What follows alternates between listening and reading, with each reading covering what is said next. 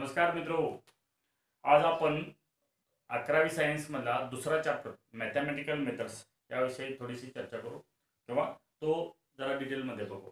या चॅप्टरमध्ये बघा दोन पार्ट आहेत मॅथमॅटिकल मेथड्स मध्ये. पहिला पार्ट म्हणजे व्हेक्टर्स किंवा व्हेक्टर ॲनालिसिस आणि दुसरा पार्ट आहे तो कॅल्क्युलस.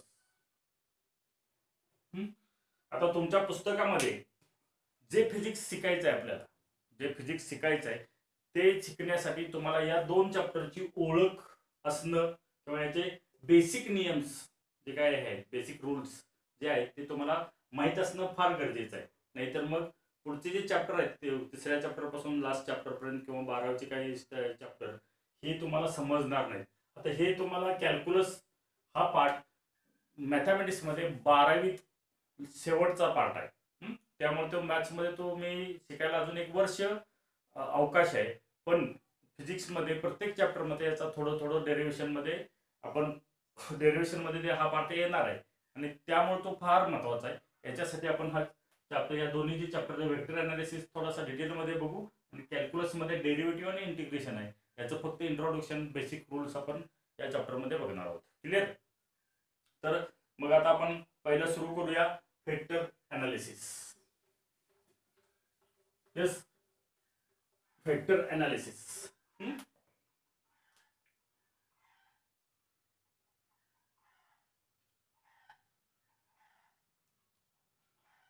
फिजिकल प्रॉपर्टीज आहेत, सॉरी फिजिकल क्वांटिटीज आहेत, त्या दोन पार्ट मध्ये डिवाइड होतात. दोन पार्ट मध्ये डिवाइड होतात.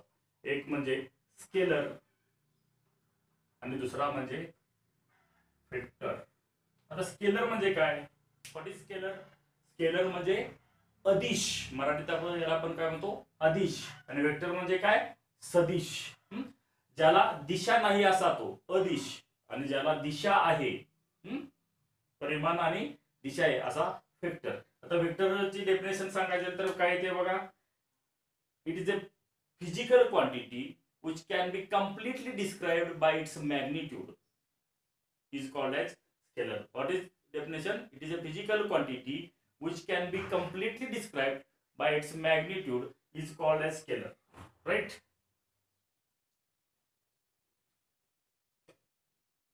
Completely describe करायसाठी काय लागतं? फक्त मॅग्निट्यूड. फॉर एक्झाम्पल काय असेल?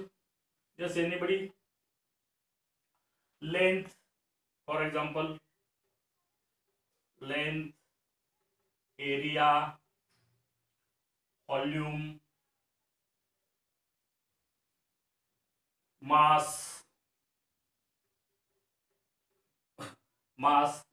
speed, density,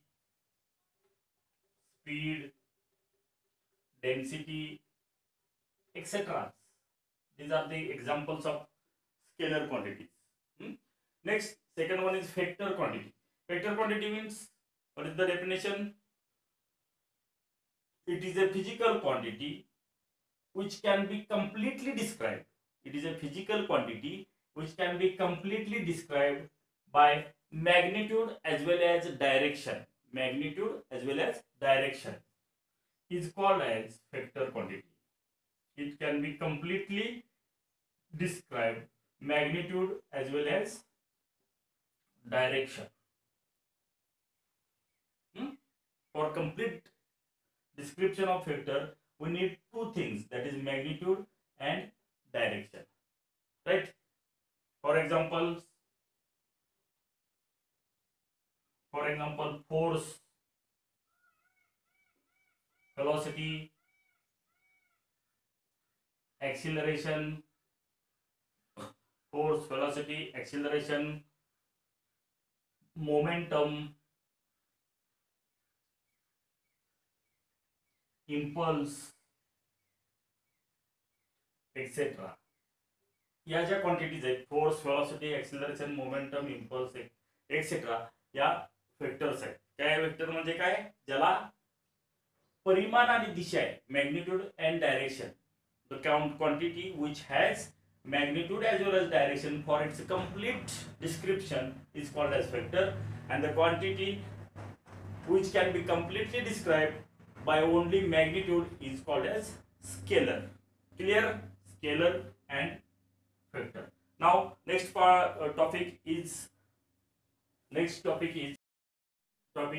types of vectors. वेक्टरचे वेगवेगळे जे प्रकार आहेत ते आपल्याला बघायचे आहेत. त्यातला पहिला बघा नल वेक्टर और झिरो वेक्टर. आता त्या नावातच त्याची व्याख्या नेहमी दडलेली आहे प्रत्येक याच्यामध्ये. नल वेक्टर म्हणजे नल म्हणजे नसलेला किंवा त्याची मॅग्निट्यूड झिरो असलेला किंवा झिरो वेक्टर. असा वेक्टर आहे त्याला डायरेक्शन आहे पण त्याची मॅग्निट्यूड किती आहे? झिरो आहे. तो कसा दाखवतात बघा, झिरो वरती bar, zero bar. A vector having zero magnitude with particular direction is called as zero vector, represented as zero bar. झिरोच्या डोक्यावरती आपण एरो दाखवतोय, वाचायचं कसं? झिरो बार. राईट. सेकंड टाइप आहे रिझल्टंट वेक्टर. आता रिझल्टंट आपण कसा करतो? फॉर एक्झाम्पल बघा, हा एक वेक्टर आहे ए, वेक्टर आपण ए बार म्हणू. याची मॅग्निट्यूड आहे 2. ठीक आहे. ए किंवा असं लिहू, ए इक्वल टू 2 म्हणू.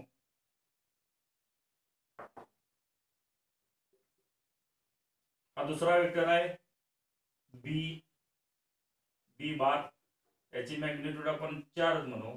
तर या दोन्हीचा रिझल्टंट आपण सी काढला तर तो असा येणार, C bar equal to 2 + 4 6 equal to 6.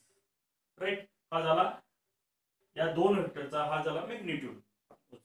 Resultant म्हणजे रिझल्टंटचं काय सांगता येईल? या दोन वेक्टरनं जे काही डिस्क्राइब केलं जातं तेच हा एक वेक्टर काय करतो?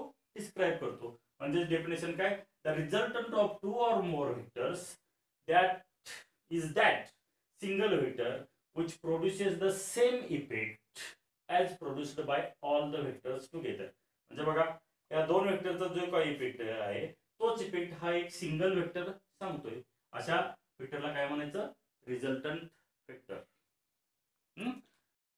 Type of vector is opposite vector और निगेटिव्ह वेक्टर. म्हणजे कोणताही असणार बघा, समजा हा वेक्टर आहे, वेक्टर ए, बरोबर. हा वेक्टर ए आहे, याची मॅग्निट्यूड म्हणजे याची लेंथ आहे, बरोबर. आपल्याला काय पाहिजे? Negative vector. निगेटिव्ह म्हणजे काय असणार?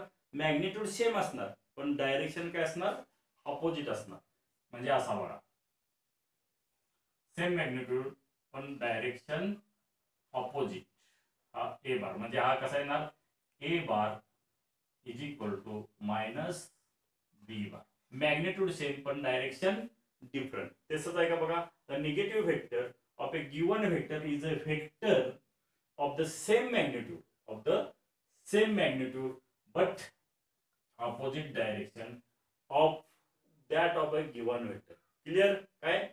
सेम मॅग्निट्यूड पण डायरेक्शन दोन्हीची जर वेगवेगळी असेल तर त्याला निगेटिव्ह वेक्टर म्हणा किंवा ऑपोजिट वेक्टर म्हणा. नेक्स्ट टाइप आहे इक्वल वेक्टर्स. आता नावातच आहे बघा, इक्वल वेक्टर म्हणजे काय असणार? त्याच्यात असं दोन्ही वेक्टर मॅग्निट्यूड सेम असणार, same magnitude and same direction.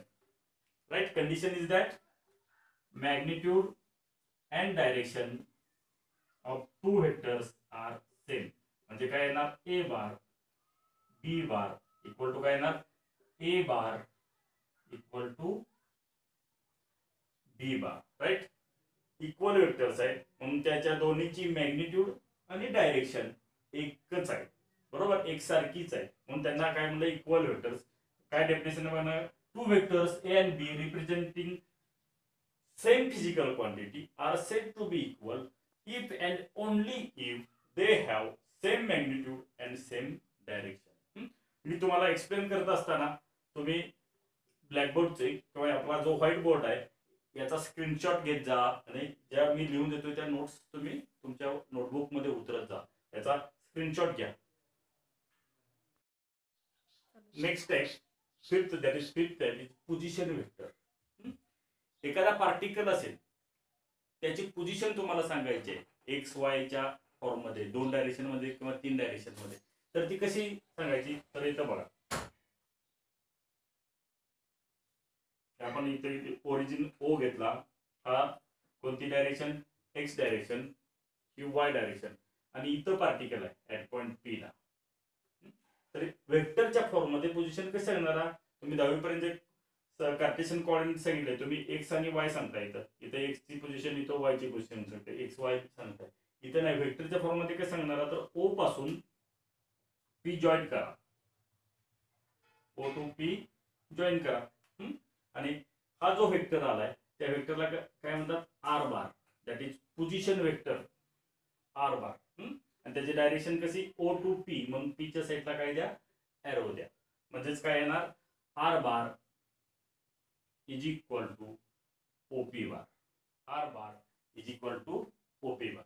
This is position vector. मग पोझिशन वेक्टर म्हणजे काय? A vector which gives position of a particle, position of a particle at a point with respect to origin is called as position vector.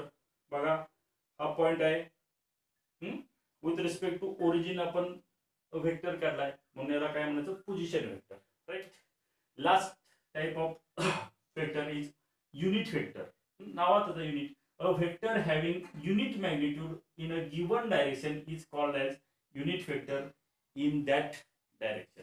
बरोबर. आता बघा हीच direction घेतली O to P.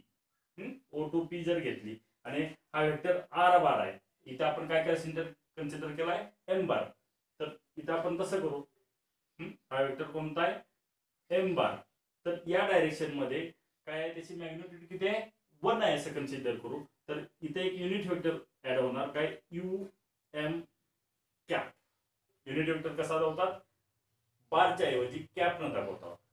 You M cap. इथं तेच दिलंय बघा. म्हणजेच हा वेक्टर कसा येईल?